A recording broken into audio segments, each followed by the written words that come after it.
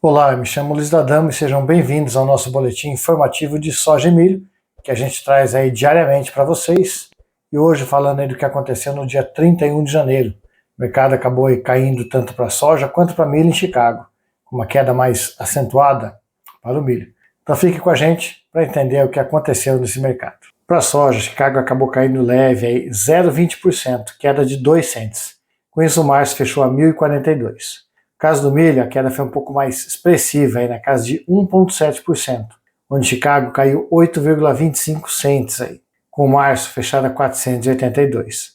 A queda também foi sentida na B3, na faixa de 0,70%, que equivale a mais ou menos 50 centavos de reais.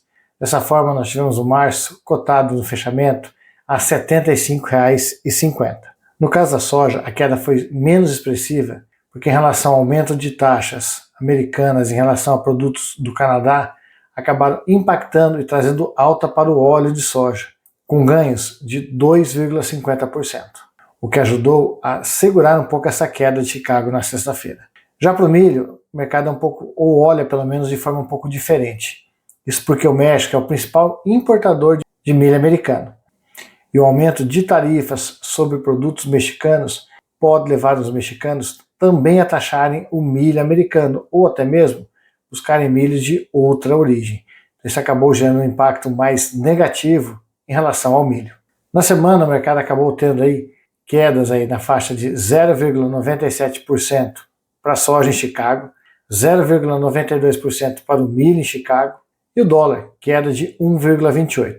O único aí que realmente teve uma semana positiva foi a B3 no milho, com ganhos de 61%. Falando em prêmios, aí nós vimos o mercado de prêmio continuar fortalecido. O março acabou subindo 8 cents. Isso porque o volume de oferta no mercado anda restrito, com o produtor não sinalizando, pelo menos nesse momento, vir com mais força aí para as vendas, o que tem dado sustentação aos prêmios. Já em relação a preços, com a movimentação de Chicago, prêmio e dólar, nós acabamos vendo aí na soja quedas na faixa de mais ou menos 0,40% a 1%. Para o milho, a queda foi um pouco mais acentuada, na faixa de 1,5% mais ou menos. Trazendo para vocês um pouco do cenário de line-up, o line-up da soja aumentou de 7,3 milhões de toneladas para 10,6, o que é normal para o período e dentro da expectativa do que o mercado estava aguardando. No caso do milho, o line-up também aumentou em torno de mais ou menos 215 mil toneladas. Aqui sim nós tivemos um pouco de surpresa. Isso porque o mercado de exportação de milho já está realmente no seu final de ciclo, pensando aí para fevereiro e março. Dificilmente nós teremos alguma coisa de navios aí para março ou abril ainda para o mercado de milho. Então essa alta de 215 foi um pouco mais alta do que o mercado estava aguardando. O dólar, outro fator que vem sofrendo bastante influência nos últimos dias, voltou a cair na faixa de mais ou menos 0,2%. Com isso o fechamento ficou a 5,8430. Por uma máxima de 5,8750 e uma mínima de 5,8020. O mercado ainda tem precificado bastante a questão das situações macroeconômicas, principalmente olhando as medidas do governo americano.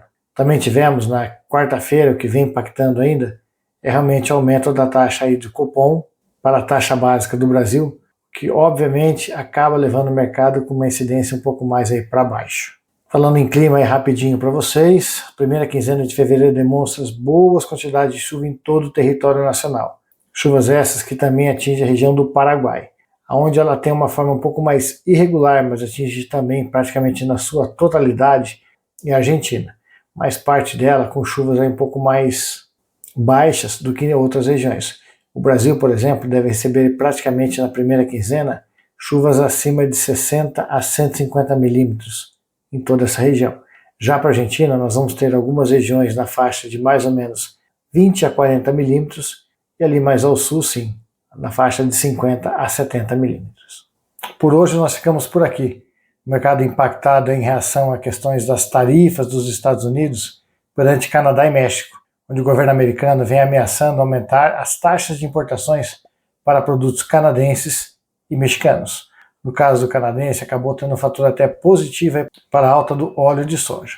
E no caso do México, vem em contrapartida uma queda do milho em Chicago. Isso porque o México é um dos principais importadores de milho americano.